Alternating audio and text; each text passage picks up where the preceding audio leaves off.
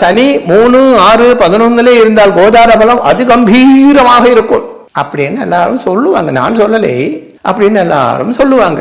ஜோதிஷ கிரந்தங்களிலேயும் அப்படித்தான் எழுதி இருக்கிறது. ஆனால் இவருக்கு சனி பாருங்கோ, அந்த 6ஆம் இடத்துல 3 அட்சம் தான் இருக்குது.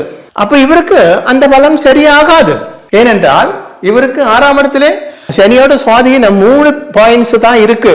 அதனால அங்கே அவருக்கு நல்ல காரியங்கள் சனியினால நடக்கும் என்று சொன்னால் அது நடக்காது. இனி அடுத்த வருஷம் சனி மாறுறதுண்டு. மாறும்போது பொதுவே அதுவும் கேரளாவில தான் அதிகமா சொல்லுவாங்க கண்டக சனி. ஐயோ கண்டக சனி கொண்டே போகும் அப்படி எல்லாம் சொல்லி பயப்படுத்துவாங்க. அதாவது இவரு கன்னிராசின்னு சொன்னேன் இல்லையா, அதோ கன்னிராசி.